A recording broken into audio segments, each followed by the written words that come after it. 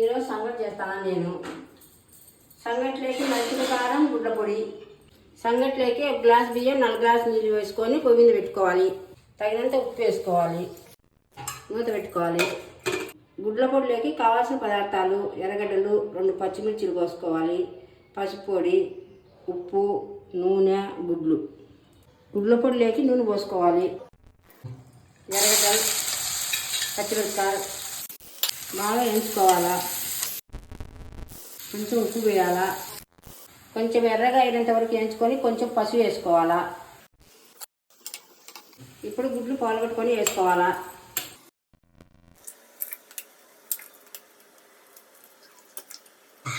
బాగా పొడి పొడి అయినంత వరకు వేయించుకోవాలా. గుడ్ల పొడి రెడీ అయింది. నల్చిడి కారానికి కావాల్సిన పదార్థాలు: ఒట్టిమిరపకాయలు, వంకాయలు, టమాటా, తెల్లవాయలు, ఉప్పు. ఒట్టిమిరపకాయలు కాల్చుకోవాలా. ఒట్టిమిరపకాయలు ఎర్రగా కాలినాక పక్కకు తీసుకోవాలి. ఇప్పుడు వంకాయలు కాల్చుకోవాలా.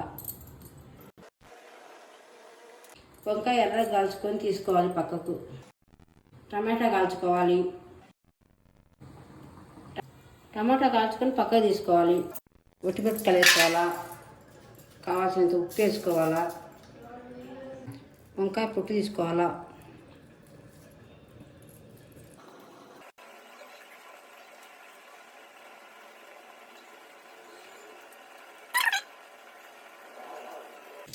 ఒట్టిమిరపకాయలు బాగా నలచాలా. పొట్టు తీసుకున్న వంకాయలు కడిగి వేసుకోవాలా. నలుచుకోవాలా. టమాటా కడిగి వేసుకోవాలా.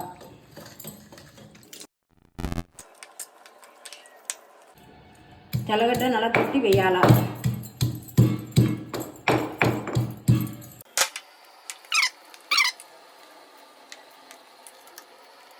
కొంచెం గట్టిగా ఉంటే కొంచెం నీళ్ళు పోసుకోవాలా. నలిచిన కారం రెడీ అయింది. కప్పు నిండా రాయి పిండి వేసుకోవాలి. రాయి పిండి వేసుకున్నాక 5 నిమిషాలు మూత పెట్టుకోవాలి. పొయ్యి మీద ఉండాలి. సంగటి బాగా గెలకాలి. ఇప్పుడు సంగటి ముద్ద చేసుకోవాలి.